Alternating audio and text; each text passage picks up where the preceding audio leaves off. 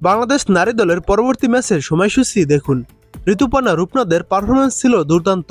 মিয়ানমারকে তাদের মাটিতে হারিয়ে এশিয়া কাপে উঠেছে বাংলাদেশের মেয়েরা। সেখানে তারা জর্ডান, ইন্দোনেশিয়ার বিপক্ষে ড্র করেছিল। সেই বাংলাদেশ গতকাল বুধবার নিজেদের মাটিতে ছিল একেবারে ছন্নছাড়া। যে মালয়েশিয়াকে বছর তিনেক আগে ঢাকায় 6-0 গোলে হারানোর কীর্তি রয়েছে, সেই বাংলাদেশ গতকাল 1-0 গোলে মালয়েশিয়ার কাছে হেরেছে।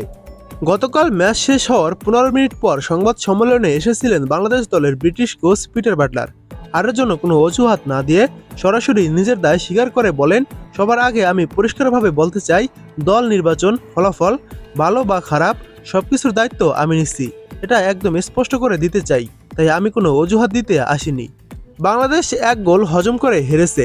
বাংলাদেশের ডিফেন্ডাররা হাইলাইন ডিফেন্স করায় মালয়েশিয়ান ফরওয়ার্ডরা গোলের সুযোগ পেয়েছেন। গোলের পেছনে অবশ্য কোচ ডিফেন্ডারদের দোষ দেখছেন না। আমরা সুযোগগুলো কাজে লাগাতে পারিনি। গোলের জন্য আমি কাউকে দোষ দেব না।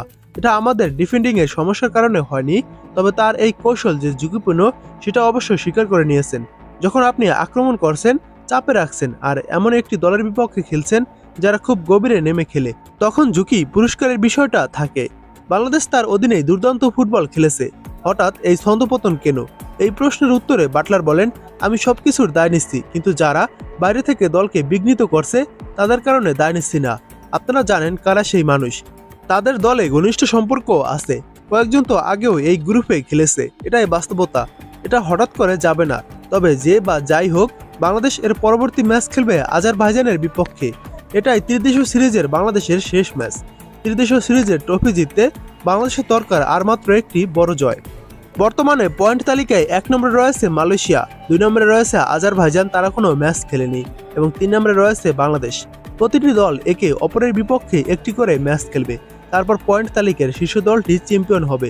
মালয়েশিয়া যদি পরের ম্যাচ আজারবাইজানের বিপক্ষে জিতে যায় তাহলে মালয়েশিয়া চ্যাম্পিয়ন হয়ে যাবে, আর মালয়েশিয়া যদি পরের ম্যাচ আজারবাইজানের বিপক্ষে হেরে যায় তাহলে বাংলাদেশের একটি সুযোগ থাকবে। 29 তারিখ মালয়েশিয়া ও আজারবাইজানের ম্যাচ। আপাতত এখন সেই ম্যাচই চোখ থাকবে ভক্ত সমর্থকদের। এবার দেখুন বাংলাদেশ ও আজারবাইজানের ম্যাচটির সময়সূচি। ডিসেম্বরের 2 তারিখ বাংলাদেশ সময় সন্ধ্যা 7টায় মাঠে নামবে বাংলাদেশ ও আজারবাইজান। ম্যাচের venue national stadium, Dhaka, Gulistan.